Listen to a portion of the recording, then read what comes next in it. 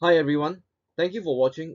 Today I'm going to talk about something a bit interesting to those of you who are into investing, and it's on the topic of risk. What is risk? I think many of us understand this term risk. Is that infamous four-letter word. Other than the four-letter vulgarity word, right? But what truly is risk is actually a very important term. In fact, Seth Klarman in his presentation, if you have came across his presentation, he said this. He said that investors, in making a decision, must always consider number one, risk before returns. If you can consider risk before returns, then that would do you well in the long term. All right, thank you once again. I'm Bill Chan, and you're watching this on my YouTube channel. All right. So today I'm going to talk about risk, and I'm not going to use complicated math to explain what this is about. I'm going to try to relate to you in a very simplistic manner, right? Some technical terms involved, but pardon me for that. All right, so let's talk about what actually risk is. Now, some academics refer to risk as the variability of returns from a security, right?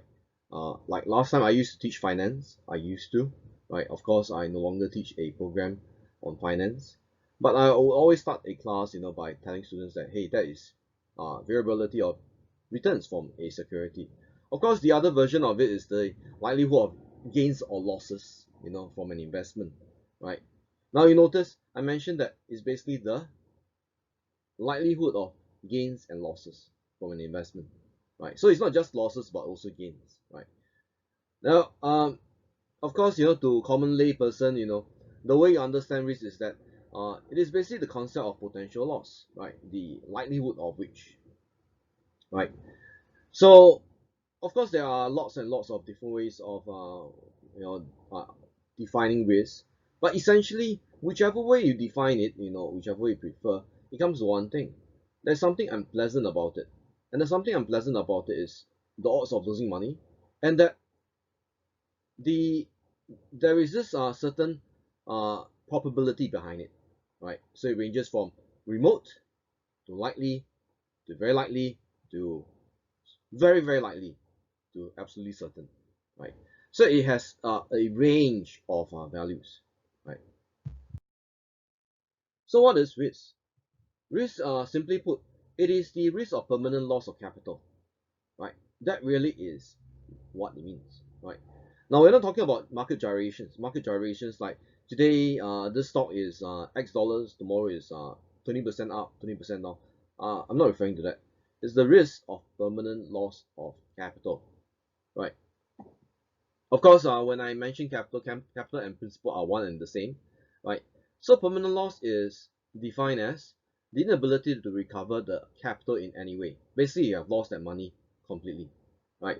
This may arise from a number of ways. One is investing in an insolvent company, investing in bonds, which fail to pay the interest and principal, right?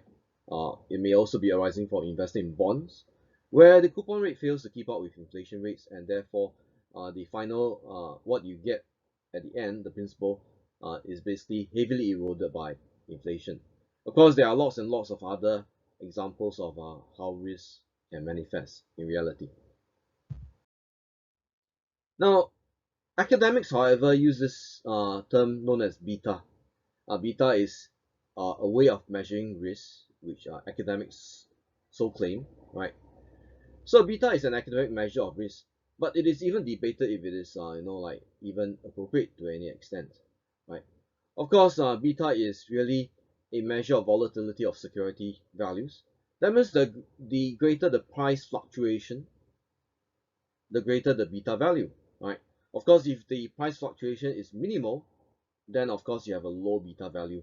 But it says nothing really about the risk underlying an investment. It only tells you how much the prices have been fluctuating, right?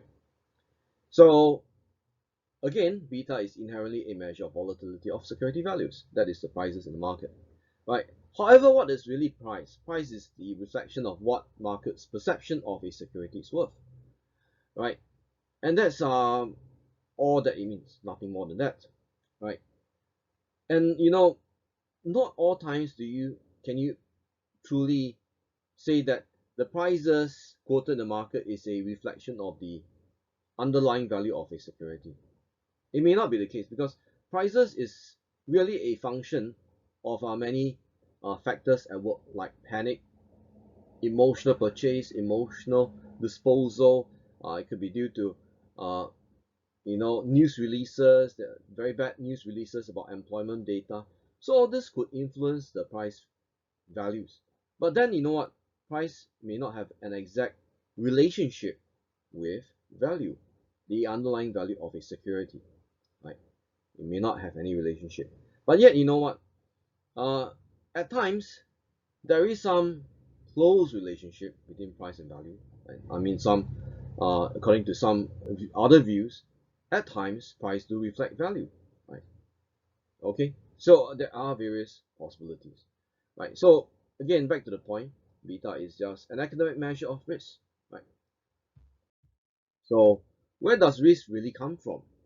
Right? Now, if beta is claimed to be a measure of risk by the academics, and it's not really the case, not really a true measure of risk, then what it really is risk? If beta doesn't measure risk, then where does risk emanate from? Right? Where is risk emanating from? So in the truer sense, if you consider my earlier definition that risk being the likelihood of permanent loss of capital, then you should immediately realize that the risk truly arise from the nature of a business which you are investing in. Right? It's not so much prices itself. Right? Of course, price is one thing, but what really would drive the value of a stock upwards or downwards is basically going back to the nature of the business. If it goes to zero, it's also due to the underlying cogs and gears, the movement of all these, right, causing price gyration. What could cause a stock price to go to zero, aside from market panic or crash? This could be due to fatally wrong business decisions, like for example, wanting to launch a product when it's not the right time. Okay, like for example, not sure whether you remembered the time when Apple had the Newton, right? So that was a wrong decision if you think about it in retrospect. Right? It didn't work out very well. Right? Of course, there were some other decisions, like for example, uh, you know, electric cars that came up earlier before Tesla. Those didn't work out too well, right? They didn't really make big headways into the market, or even decisions that are likely fatally wrong, right? So there are many things that may cause the price to go to zero, right? Not necessarily, due to the market, right? Maybe just due to the business. So risk may also be due to, right? Realistically, events such as obsolescence in product technology. By the time when the product is launched, it's already outdated. Everyone else is using something new. Right? Simple. So that means the product that will ultimately be sold no longer can keep up with the market. Right? That's quite obvious. So such a product will definitely be down in the bin, right? And no one will ever remember it. The business will have to write off a massive amount of loss, right? Unexpected shift in consumer taste. How often has this happened in the past? Like consumer liked A, within the next month they like B instead. Right? So that's what I mean by unexpected shift. If you all remember the days when there was this thing called the game console, like the Sega consoles, and what Nintendo used to have, and then even early on there was 3DO. So those are all outstanding products, but they didn't, quite a number of these products failed. And today, which are the major console producers? Game console producers are like now today, Microsoft, Sony, Nintendo, right? So the shift in consumer taste can have drastic impact on a business, right? Could be in a positive way or negative way. Expensive litigations which take years to address. If you can recall the time when there was this thing called Deep Horizon, right, around the Gulf of Mexico, where there was an explosion on an oil rig, and that basically resulted in billions of dollars of litigation, right, which is still, in the process of being settled even up to today, right. Rates hike, which impact on ability to service our loan payments. Imagine if you're a business, you have a large amount of leverage, right? You need to pay out for all these installments, and there's a rates hike that resulted in higher amounts of installment to be paid. That will definitely affect your business, right? Failing to anticipate changes in consumer trends. Like for example, consumers no longer like to use, for example, desktop. Now it's just silly to continue to produce desktop because consumers are now no longer using as many of these desktops, right? So these are very real changes, very real issues, right? Of course, there are some other things that contribute towards risk, right? Not just failing to anticipate changes, right? There are lots of examples, right? But it may also be due to, for example, arising from the actions of the investor, such as frequent trading. Now, if you had used to trade frequently, you would have came across the situation where you missed the golden opportunity to re-enter the market, and the market went up. You missed it, right? It could be due to that. Another example is taking on leverage to magnify returns, but it also magnifies risk as well, right? So one has to remember that if you're going to take more returns with leverage, the risk will inevitably catch up, right? Entering the market near the top, but who really can tell where it's the top? So of course, if you enter a market near the top, the likelihood is that the market is going to correct, and then you're going to lose lots of money, right? Poor timing, right? You had a fabulous idea. What you did was that you entered the market too soon. Poor timing. Now you know what? If you entered too soon, don't forget you can still be wrong. Being ahead of a time is indistinguishable from being wrong, right? If you remember where this quotation came from, right? Now, not acting on more complete information. It's not uncommon for an investor to receive a hot tip from a friend, and what he does is that he jumps right next to his phone and starts to enter buy or maybe sell without actually taking into account that there are other material facts that needs to be taken into consideration before acting, such as the launch of a new product line. Right, launching of new product lines obviously will affect the prospects of profit growth in the following quarter, for instance. Right? Or maybe that you missed out on very material facts like ongoing litigation, right, where payment is likely to be made in the coming quarter. Right? So these are very material matters to consider. So risk doesn't necessarily come from the business that's underlying the stock, but it may also be emanating from the actions of the investor. So it's a combination of elements, right? The stock itself, yes, carry risk, but so can it be magnified by the actions of the investor? So can risk be quantified? Okay, so I have already talked extensively about what is risk, but can risk be quantified? The answer is no. You can't quantify risk. You cannot quantify risk, and not even if it's after the fact. No way can you do that. Why? Because risk is emanating from many different uh, sources. It's very difficult to put a figure to say that this company has this risk X units. You can't, right? Because risk can be coming from many sources, and very often risk is um, you know it can arise from certain events, and even if let's say that risk event had not occurred, doesn't mean that there is no risk that is present. You can't say so, right?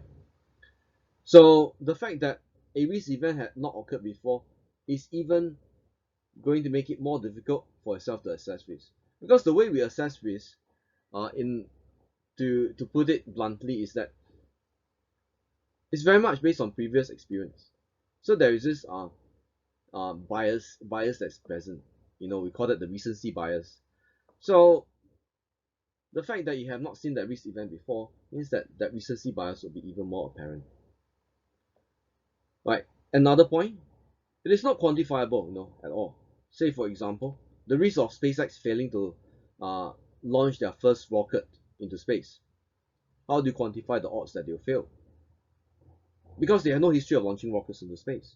How would you quantify that? So obviously, risk cannot be so simplistically quantified with a single one value, right? And yet, this is something that is often overlooked. Many of the programs I come across fail to emphasize that risk really is a broad-ranging concept. It's not a single one concept that can be understood as like, that's risk. Okay, it's not like an add-on module that you have on your laptop, like for example, a RAM module, you add 8 gigabytes of RAM and that's it. Now, risk is not a concept that can stand on its own. It's not a standalone concept, right? So it is actually not an abstract concept, and the problem is that this is very poorly understood, and the way this is taught in many programs makes it worse, right? Especially in today's uh world, there are a lot of gurus, presenting programs all over and from day to day, but they fail to correctly and completely explain risk to the viewers, and I think that does the viewers no justice, right? My falling point is the problem with many investors is failing to realize that the greatest risk lies in the fact that when everyone thought that risks have been completely eliminated, now that is the point when there is the greatest risk. Right? Let's not forget about '08 when everyone thought that okay is we are going to be in a permanent state of prosperity and risk will never come back. That won't ever be the case because risk really is arising from people, right? The actions of investors, buying, selling, shorting, whatever it is. All this actually gives rise to risk, and of course, risk also arises from what the business chooses to do, right? It's a broad-ranging concept. So finally, as Mark Twain said, it's not what you don't know, but what you know for sure and ain't so, right? Truly, the fact is that many of the again, the gurus is that are out there, the self-proclaimed gurus is they just jump in and and give everyone out there this advice that, oh, okay, you better buy this because that's very safe, it's good for you, but it's not going to work like that, because investing is not like it's a bit like medication. What works for you may not work for me because we have different biology. So it's very difficult to say that okay, that Panadol pill worked for me very well and I think that should work for you, because truly what works for one also depends very much on the personality, the risk appetite. You cannot assess a person's risk appetite by asking him to fill up a form with a certain number of questions and hope that you can come up to a conclusion where he says that, yeah, I understood the risk underlying this whatever decision. That's too simplistic and doesn't work like that, right? In reality, most people can't really assess risk very well because unless you have, unless you're a stock trader, even if you're a stock trader or stockbroker, the thing is that you have very limited view of the horizon, right? And if you do not have that decades long of experience, right, to refer to, it's it's very hard to quantify risk and say that this action will likely lead to very high risk.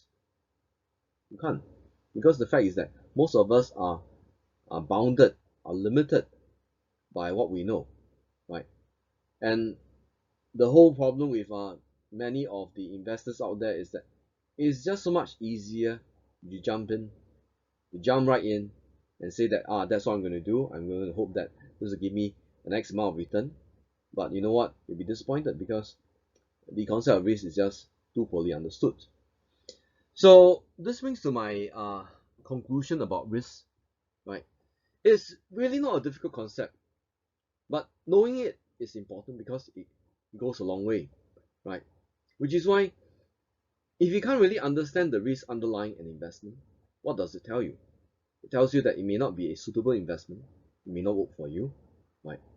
If you talk to the stock tipper who tells you to buy this or that, if they cannot even answer you about the risk, you know for sure. However, the issue is that if you ask the stock tipper about the risk, do you think they can even give you a proper assessment? I don't think so, right? Because people just want to believe what they want to believe. So if you're going to ask a barber whether you need a haircut, the answer is very obvious. He will tell you that, yeah, you need a haircut, right? So the unfortunate thing is that you can't really go up to someone, and hope to have a prescriptive answer. It doesn't work like that, right? It it's more like, to be able to assess risk, it's more like, having that that I wouldn't say years, but that period of experience. I would like to add that period of experience rather than that years of experience, because even if you have years of trading and investing experience, it doesn't mean that you know exactly how much is that risk, right? It's whether you have truly understood from experience, and be able to integrate the experience you have to be able to assess the risk in subsequent decision making. All right, I come to my end of this presentation. I hope that I have been informative to all of you. Thank you.